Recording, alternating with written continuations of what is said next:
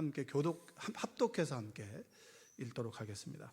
그때 12 중에 하나인 가롯 유다라 하는 자가 대제사장에게 가서 말하되 내가 예수를 너희에게 넘겨주리니 얼마를 주려느냐 하니 예수를 넘겨줄 기회를 찾더라. 아멘. 여러분, 아멘이라고 하는 뜻을 아세요? 저는 주로 나는 믿습니다, 이런 뜻입니다. 진실로라고 하는 뜻도 있지만 나는 믿습니다. 그래서 말씀이 주어지거나 그리고 좋은 글귀가 있으면 저는 아멘으로 항상 고백을 합니다. 말씀을 들을 때에도 그 말씀이 나의 삶 가운데 이루어지기를 원한다면 여러분 아멘으로 응답하는 여러분 되시기 바랍니다. 아멘. 네. 그 끝이 그 사람이다라는 말이 있습니다. 참 멋있죠. 그 끝이 그 사람이다. 한번 해보겠습니다. 시작.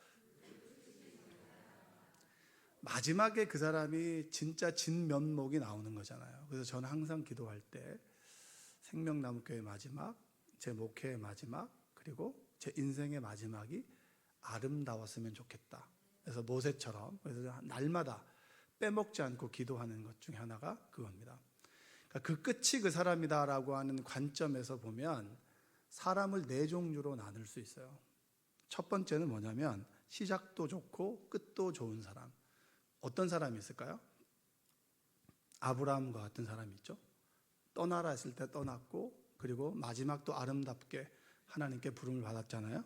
그리고 두 번째는 시작도 안 좋고 끝도 안 좋은 사람. 누가 있을까요? 헤롯. 시작도 안 좋고 끝도 안 좋고. 우리 교회는 없는 줄로 믿습니다. 네? 아멘이 참 크게 하세요.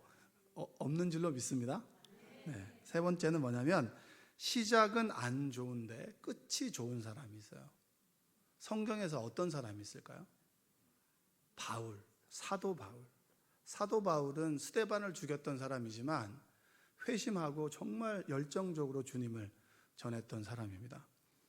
네 번째는 시작은 좋은데 끝이 안 좋은 사람이 있습니다. 삼손? 네, 삼손도 그럴 수 있죠. 삼손? 시작도 별로 안 좋았던 것 같은데 삼손은? 여러분 오늘 제목이 뭔가요? 가롯 유다입니다. 가롯 유다. 네, 센스가 좀. 시작은 좋은데 끝이 좋지 않았던 사람 하면 가롯 유다라고 하죠. 어떤 사람이 저한테 그런 질문을 하더라고요. 가롯 유다는 예수님을 팔아 넘기기 위해서 태어난 거 아닌가요? 이런 마음이 너무 슬프죠. 그렇죠? 우리는 끝에서 처음을 보기 때문에 그런데 끝을 모르는 상태에서 시간이 흘러가는 순서대로 보면 가롯 유다도 시작은 좋았던 사람입니다. 그리고 그는 12제자 중에 한 사람이었다라고 하는 거예요. 예수님께서 평가할 때 성경에서 여러 가지 증언이 있죠. 저는 이런 증언을 좀 듣고 싶어요. 민수기 12장 3절에 보면 이 사람 모세는 온유함이 지면의 모든 사람보다 더하더라. 저는 사람들이 저에 대해서 평가할 때 이렇게 좀 평가했으면 좋겠어요. 야, 이 박근진이라는 사람은 참 온유한데 이 사람보다 온유한 사람을 못 봤다. 그 온유하다고 하는 것은 온유하게 태어난 것이 아니라 야성이 있지만 야성이 길들여진 거예요. 한성깔 여러분들이잖아요. 다 한성깔 하잖아요. 다 안 하는 것처럼 앉아있지만 집에 가면 여러분 내가 다 알아요. CCTV로 다 보거든요. 하는 거 다 본단 말이에요. 그 성질들이 주님 안에서 다루어져서 주님 안에서 말씀으로 핸들링이 되는 사람이 온유한 사람이에요. 그러니까 지면에 이 모세보다 온유한 사람이 없다, 박근진보다 온유한 사람이 없다라는 저는 이 말을 듣는 것이 제 인생의 목표 중에 하나입니다. 그리고 또 어떤 표현이 있냐면 세례 요한을 평가할 때 여자가 낳은 자 중에서 세례 요한보다 큰 사람이 없다라고 하죠. 얼마나 큰 고백입니까? 근데 예수님께서 가롯 유다를 표현할 때 뭐라고 했냐면 마태복음 26장 24절에 한번 보면 이런 구절이 있어요. 읽어볼까요? 인자는 자기에 대하여 기록된 대로 가거니와 인자를 파는 그 사람은 차라리 태어나지 아니하였더라면 제게 좋을 뻔하였느니라. 그 사람은부터 시작. 그 사람은 차라리 태어나지 아니하였더라면 제게 좋을 뻔하였느니라. 예수님께서 제자 중에 한 사람이 가롯 유다를 평가할 때 이렇게 평가합니다. 여러분, 가롯 유다가 얼마나 주님 보시기에 아니었으면 이런 평가를 하셨을까요? 야, 넌 차라리 태어나지 않는 게 좋을 뻔했다. 왜? 태어나서 죄 짓는 것보다는 태어나지 않는 게 더 좋지 않겠니? 이 얘기잖아요. 이 가룟 유다라고 하는 사람은 이 이스라엘 사람들 중에서 영웅이 누구냐면 유다 마카비우스라는 사람이 있어요. 그리스의 그 혁명을 일으켰던, 쉽게 말하면 봉기했던, 독립투사 같은 사람이 유다 마카비우스입니다. 그러니까 가룟 유다는 이 유다 이름을 본딴 사람이에요. 그리고 가룟은 뭐냐면 게리옷. 예루살렘에서 50km 떨어진 지역에 보면 게리옷이라고 하는 지역인데 게리옷 출신의 유다라고 하는 뜻입니다. 예수님의 제자들이 갈릴리 사람들이잖아요. 대부분 갈릴리 사람들인데 유다는 게리옷 사람이었어요. 가룟 유다가 12제자 중에서 무엇을 관리했습니까? 돈을 관리했죠. 근데 이건 당연하게 돈을 관리하는 것이 당연하다고 생각하는데 한번 생각해 보세요. 세리마태가 있잖아요. 세리마태가 돈을 잘 관리하지 않을까요? 그래도 세무사 출신인데 돈을 잘 관리하자 딱 하면 나오잖아요. 근데 가룟 유다가 마태보다 더 총명하고 신임을 받았다는 얘기예요. 그러니까 처음은 좋았지만 끝이 안 좋은 사람이라는 거죠. 덕망도 있고 신임을 받을 수 있는 사람이기 때문에 가룟 유다가 돈을 관리했다라고 얘기를 하는 거예요. 그러니까 가룟 유다는 우리가 생각할 때 그렇게 나쁜 사람은 아닌 거예요. 신임 있고 똑똑하고 총명하고 그리고 불의한 현실 앞에서는 자신을 내던질 수 있는 용기 있는 사람이 누구였냐면 바로 가룟 유다라는 사람입니다. 전 여러분들이 오늘 이 말씀을 통해서 유다에 대해서 조금의 인식의 전환이 있고 또 이 유다의 모습 속에서 나의 모습을 발견할 수 있는, 여러분의 모습을 발견할 수 있는 그런 귀한 시간 되시기를 주님의 이름으로 축복합니다. 가룟 유다를 언급할 때 항상 언급되는 표현 중에 하나가 있습니다. 이게 참 중요한 거죠. 오늘 읽었던 26장 14절 한번 다시 읽어볼까요? 그때에 12 중에 하나인 가룟 유다라 하는 자가 대제사장들에게 가서 말하되, 뭐라고 얘기합니까? 가룟 유다라고 얘기합니까? 아니면 12 중에 하나인 가룟 유다라고 합니까? 이 표현을 왜 썼을까요? 한번 가만히 생각해 보면 여러분, 12명 중에 가룟 유다 하나, 당신도 12명 중에 한 사람이 될 수 있다라고 하는 표현입니다. 가룟 유다는 예수님을 죽이기 위해서 태어난, 운명론적으로 악인으로 태어난 사람이 아니고 그는 12명의 제자 가운데 한 사람이었습니다. 그런데 끝에 결과적으로 예수님을 팔아넘기는 일을 하게 된 거죠. 12명 중에 하나, 당신도 나도 12명 중에 한 사람인 가룟 유다처럼 살아갈 수 있다. 이런 얘기를 함축하고 있는 거예요. 그래서 제가 말씀을 준비하고 읽으면서 나도 충분히 가룟 유다와 같은 삶을, 행동을 했던 적이 있구나라고 하는 고백도 주님께 드렸습니다. 여러분, 레오나르도 다빈치 아시죠? 최후의 만찬을 그렸잖아요. 주님과 마지막 밤에 나누었던 애찬과 식사를 그렸던 게 바로 뭡니까? 최후의 만찬이잖아요. 이탈리아의 레오나르도 다빈치가 46세의 나이에 이 벽화를 그립니다. 산타 마리아 델 그라체 성당에 벽화를 그리죠. 이 벽화가 여러분 며칠 만에 그리는 게 아니야. 수년 동안 벽화를 그리는 겁니다. 그래서 유명한 일화가 있는데, 다빈치가 벽화를 딱 그리려고 하니까 12명의 제자 중에서 10사람은 이렇게 그려야겠다라고 하는 그 이미지가 떠오르는데 두 사람이 떠오르지 않은 거예요. 첫 번째는 누구냐면 예수님. 누구요? 예수님이고, 두 번째는 가룟 유다입니다. 가룟 유다. 그래서 이 다빈치가 양옆에 앉아있는 구상을 다 하고 이미지를 그리고 난 다음에 그 주변에서 가장 믿음이 좋고 신실한 사람을 좀 소개해달라고 했어요. 그래서 어떤 사람을 딱 보고 난 다음에 그 사람을 이미지로 해서 예수님을 딱 그리고 나머지 제자들을 그리고 그려 나갔습니다. 그리고 마지막에 가룟 유다를 그릴 때가 딱 됐는데 이 가룟 유다를 어떻게 그려야 될지 모르겠는 거예요. 그래서 곰곰이 고민하다가 예수님을 그렸을 때 가장 믿음이 좋았던 사람을 그렸던 것처럼 가장 악한 사람을 수소문해서 그 사람의 얼굴을 딱 보고, 예수님을 그리고 난 다음 수년이 지난 다음이죠. 시간이 오래 걸리니까, 벽화를 그리니까. 그래서 가장 악한 사람을 딱 보고 난 다음에 그림을 그립니다. 그리고 벽화를 딱 완성을 해요. 그게 1498년입니다. 1498년에 벽화가 완성되고, 그리고 사람들이 박수를 받는 그때 그 마지막에 가룟 유다를 이미지로 했던 그 살인범이 마주치게 되죠. 그 사람이 형장에 끌려가면서 뭐라고 얘기했냐면, 여보시오 선생님, 저를 기억하지 못하겠습니까? 저는 몇 년 전에 예수님을 그리고자 저를 부르시지 않았습니까? 이 얘기를 하는 거예요. 그러니까 그 사람 모습 속에 예수님과 가룟 유다가 같이 있었던 거죠. 이게 유명한 일화입니다. 레오나르도 다빈치가 최후의 만찬을 그리면서 그의 삶 가운데 있었던 일화를 소개한 이야기예요. 여러분 생각해 보면 우리 안에 예수님의 DNA가 있고요, 그리고 가룟 유다처럼 될 수 있는 DNA를 함께 가지고 있다고 합니다. 그래서 로마서 7장에서는 죄의 법과 사망의 법이 내 안에서 뭐하죠? 싸운다라고 하는 거죠. 이 곤고한 사람. 지난 시간에 베드로를 얘기했는데, 주는 그리스도시요 살아계신 하나님의 아들입니다. 네 고백 위에 교회를 세우겠다라고 말씀하셨습니다.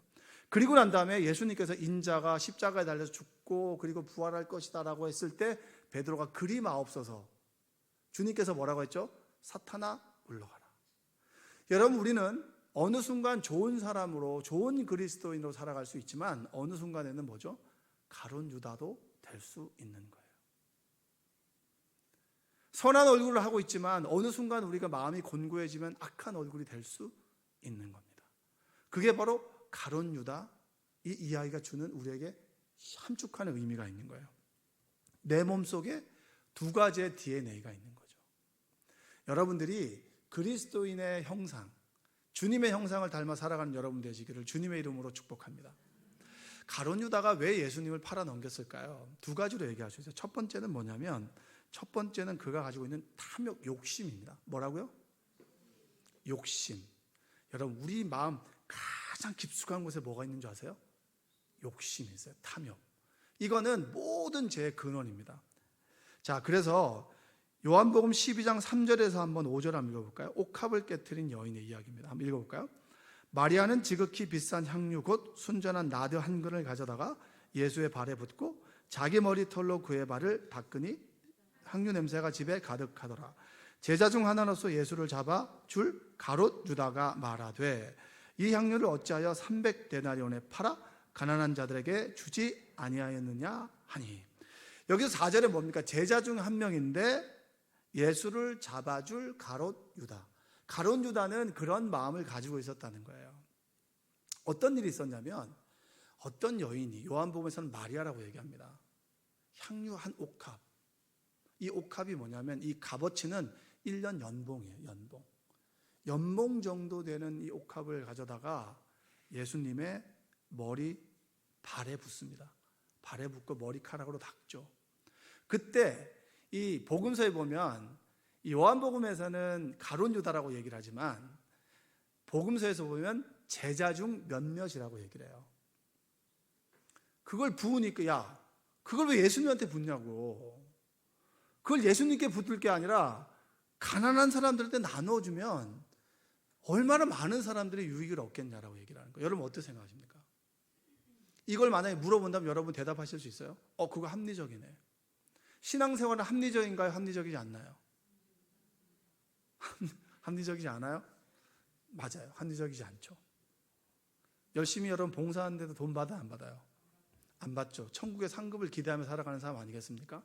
그렇게 보면 여러분 인건비가 얼만데 카페를 닫고 여러분 여기 화장실을 청소하고. 제가 화장실 담당이거든요. 화장실 담당해서 휴지 떨어지면 제가 굉장히 민감해요. 오늘도 돌아보니까 떨어져 있더라고요. 여러분들이 여자 화장실이라서 당황하실까 봐 제가 다 갈아놨어요. 돈 받아요, 안 받아요? 안 받죠. 합리적이지 않죠. 합리적이지 않지만 그 여인은 주님께 받은 은혜가 너무 큰 거예요. 옥합 이상의 은혜를 받았으니 옥합을 드리는 거예요. 근데 가룟 유다는 합리적으로 얘기하죠. 가룟 유다의 말이 맞습니다. 그런데 가룟 유다의 마지막이 어땠습니까? 그 끝이 그 사람이라면 그는 은 30세겔에 예수님을 팔았습니다. 은 30세겔의 가치가 어떻게 되는지 아세요? 은 30세겔은요, 죽은 노예를 팔았을 때 값어치가 30개예요. 예수님의 값어치가 뭔지 아십니까? 죽은 노예, 그 노예 값을 주고 장로들이 돈을 던졌을 때 가룟 유다는 받아가지고 예수님의 정보를 넘겨준 거예요. 그게 누굽니까? 가롯 유다라는 거예요. 저는 여러분, 신앙생활하면서 여러분의 탐욕, 욕심이 하나님에서 다루어졌으면 좋겠습니다. 그게 뭔지 아십니까? 그게 바로 우리가 드리는, 하나님께 드리는 물질이에요. 여러분들이 옥합을 드릴 수 있는 믿음을 갖게 되시기를 주님의 이름으로 축복합니다. 저는 여러분 옥합을 드리는 그 여인의 믿음을 본 적이 있습니다. 어느 성도님과 얘기를 나누는데 그분이 봉투를 4개를 들고 왔다는 거예요. 4개를. 몇 개요? 여러분 것은 없습니다. 그 중에 하나는 뭐냐면 하나님께 받은 은혜가 너무 커서 하나님께 드릴 예물이에요. 근데 보니까 한 옥합을 드렸던 여인의 그 헌금과 비슷하더라고요. 두 번째는 뭐냐면 목사님이 해외를 갈 때 쓸 여비를, 그 다음에 이 봉투 2개는 기도하는데 어떤 아이들에게 줄 용돈을 가져왔더라고요. 2사람. 그래서 봉투가 4개. 근데 이 봉투 4개가 중요한 게 아니라 저는 그 다음 얘기가 너무 제 가슴을 뛰게 했어요. 너무 기쁘더라는 거예요. 봉투를 4개를 가지고 교회를 오는데 너무 기쁘더라는 거예요. 저는 그 얘기를 딱 듣고 가만히 그 얘기가 계속 제 마음속에 맴도는 거예요. 향유를 드린 깨어서 주님 발에 붓고 자기 머리카락으로 닦는 마리아의 기쁨이 그 마음 아니었을까? 가룟 유다는 그 믿음을 욕했지만 그 여인은 내가 받은 은혜가 있고 받은 은혜가 너무나 큰데 나눠주지 않고 견딜 수 없는 그 마음 때문에 그 마음이 얼마나 기쁜가. 여러분, 우리 교회는 그런 성도님들이 있습니다. 전 여러분들이 그러한 믿음을 가졌으면 좋겠어요. 돈이 없으니까 못 드리는 거 맞죠? 그렇게 따지면 드리지 못합니다. 그러나 믿음으로 드리면 채워주신다라고 하는 그 확신을 가지고 하나님께 물질로 드리는 여러분들 되시기 바랍니다. 물질을 우리가 핸들링을 하죠. 핸들링을 합니다. 11조는 여기다 써주시고요. 그 순간부터 여러분 그건 11조가 아니에요. 나의 공로를 드러내는 그런 물질밖에 되지 않는 거예요. 부어서 드리고 값어치를 생각하지 않아요. 주님께 드리는 그 믿음이 우리를 구원하게 되는 거예요.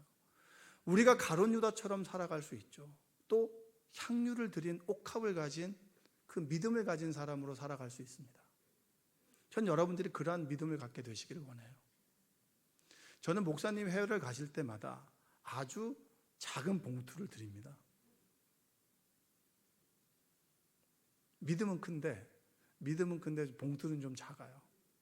왜 드리냐면 목사가 되면 여러분 돈이 많이 필요해요. 사 먹을 돈이 아니라 후배들이 어려우면은 해주고 싶고 밥도 사줘야 되고 또 이번 목사님이 호주 같은 데 가게 되면 뭐라 하죠? 어려운 곳에 가게 되면 주머니를 털게 된단 말이에요. 밥이라도 사줘야 되고 용돈이라도 주고 와야 되고 제 후배들이나 제 동기들이 있는 교회 목사님이 이제 부흥회를 가시면 봉투를 놓고 옵니다. 얼마나 고마워한지 몰라요. 어렵고 힘든데 목사님이 봉투를 두셨어. 제가 목회할 때도 목사님 오셔가지고 봉투를 놓고 가셨어요. 전 믿음으로 많이 넣었는데 그때 이제 제 아내한테 그걸 주면서 기도해 줬는데 제 아내가 펑펑 눈물을 흘렸어요. 봉투를 받으면 그렇게 눈물을 흘리는 건 처음 봤어요. 저는 드릴 수 있는 믿음, 섬길 수 있는 믿음, 그게 옥합을 깨트리는 믿음 아니겠습니까? 우리가 많고 적음을 떠나 주님께 드리는 믿음, 목회자를 섬기는 그 믿음, 그리고 정말 우리 교우들 중에서 정말 밥 한 끼라도 사주고 싶은 그 믿음, 그 나눔이 우리를 가룟 유다처럼 만들지 않는다는 거예요. 저는 옥합을 깨트리는 믿음이 여러분에게도 있기를 주님의 이름으로 축복합니다. 가룟 유다와 베드로의 다른 점이 뭔지 아십니까? 마태복음 27장 3절에 보면 그때에 예수를 판 유다가 그의 정죄됨을 보고 스스로 뉘우쳐 그 은 30을 대제사장들과 장로들에게 도로 갖다 주며, 이렇게 합니다. 주님께 정보를 드리고 30을 받았잖아요. 근데 그가 죄인으로 인해서 죽을 수밖에 없다라고 하는 판결을 딱 내리는 그 순간에 뉘우치게 되죠. 그리고 여러분 베드로 아시죠? 베드로도 3번 부인하고 닭이 울고 주님께서 그를 바라볼 때 뉘우칩니다. 근데 왜 끝이 다를까요? 베드로는 자신을 인정하고 집으로 돌아갔고요.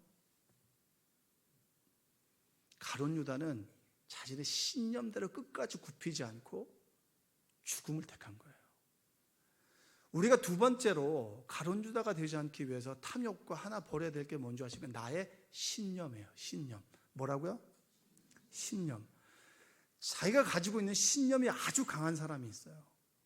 신념대로 여러분 신앙생활 하는 겁니까? 아니면 말씀대로 신앙생활 하는 겁니까? 여러분 그 신념의 유통기한이 얼마나 될까요?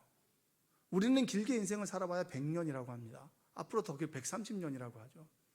근데 하나님은 아브라함 때부터 지금까지, 태초부터 지금까지 계시니 여러분 130이라고 하는 건 하나의 점도 안 되는 시간이에요. 검증되지 않는 그 신념 가지고 인생을 살아가시겠습니까? 아니면 검증된 하나님의 말씀을 따라 살아가시겠습니까? 우리는 이 안에 내 신념이 꽉 잡혀 있어서 절대 굽혀지지 않아요. 가룟 유다는 열혈당원이라고 합니다. 얘를 독립단인 거죠. 우리 민족을 구원하기 위해서 예수님이 메시아인 건 맞아. 무리를 걸어오셨고 주님께서 기적을 베푸시고 그를 따르는 사람들로 인해서 그는 메시아가 맞아. 이제까지 우리 인생 가운데 찾았던 메시아가 맞아. 근데 그 메시아가 내가 생각하는 방법과 달라. 우리는 힘으로 로마를 무너뜨려야 되는데 예수님께서는 그렇게 하지 않아. 죽는다고 얘기하고 3일 만에 부활한다고 얘기해. 그러니까 그게 맞지 않는 거예요. 그래서 이 가룟 유다는 뭐냐면 주님을 자극하면 주님께서 신적 에너지를 쓸 줄 알았던 거예요.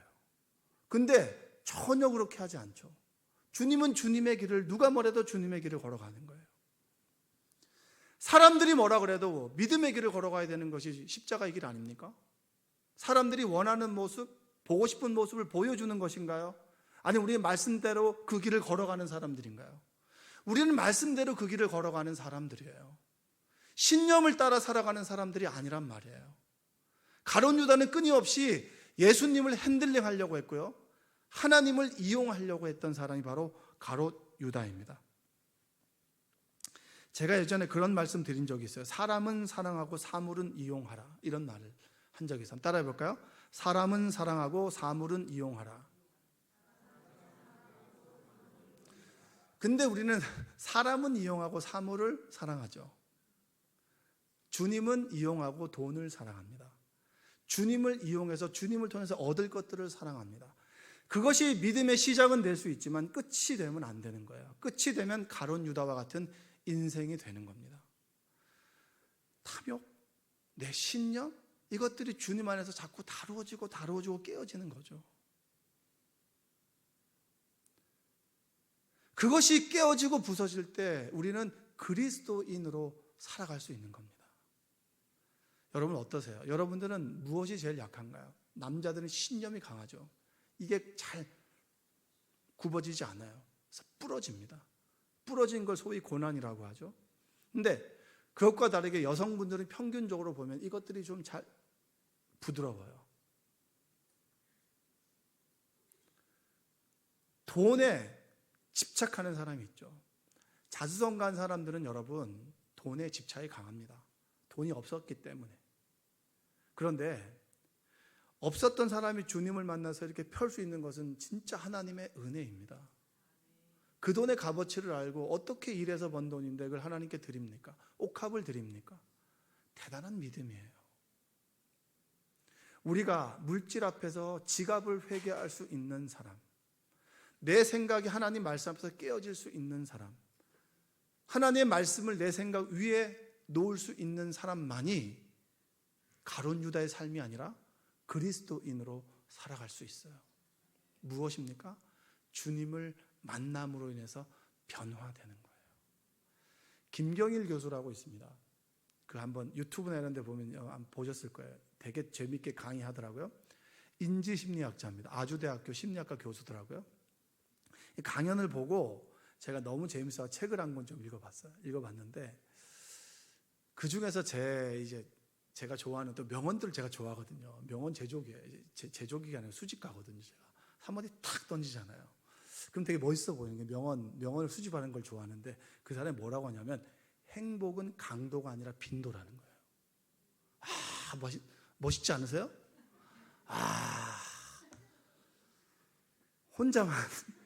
나 혼자만 좋은 거야. 그게 이런 거예요. 대단한 행복을 일생 가운데 큰 것을 바라지만 나에게 큰 행복 하나 하고 작은 행복을 주는 10사람이 있으면 작은 행복을 주는 10사람이 뇌는 똑같이 기억한다는 거예요. 그래서 내 옆에 작은 행복을 줄 수 있는 10사람을 만드는 것이 뭐냐? 이타적인 삶이다. 이런 얘기를 하는 거죠. 맞아. 은혜는 뭡니까? 은혜. 예? 은혜는 강도입니까? 빈도입니까? 빈도죠, 빈도. 이게 막 입신에 넘어가는 건 맨날 부흥회를 해야 되는 거 아니에요. 근데 우리 인생 가운데 찬양에 갑자기 내 마음이 뭉클하고 눈물이 나. 얼마나 자주 납니까? 그게 천국의 삶 아니겠어요? 한 번 빡 해가지고 넘어지는 것보다는, 그리고 다시 돌아오는 것보다는 계속해서 탁탁탁탁 잽에 넘어가는 거예요. 은혜의 잽을 맞는 거죠. 찬양 가운데 내가 하나님의 은혜를 느끼고 말씀 가운데 은혜를 느껴요. 성도 간의 교제 가운데 한마디를 듣는데 너무 행복해요. 이 은혜의 빈도가 쌓여서 우리가 변화되는 거 아닌가요? 여러분, 은혜는 강도가 아니라 빈도입니다. 옆에 계신 분들 고백하세요. 시작. 우리가 가룟 유다와 같은 삶을 살지 않으려면 작은 은혜를 사모하는 여러분들 되시기 바랍니다.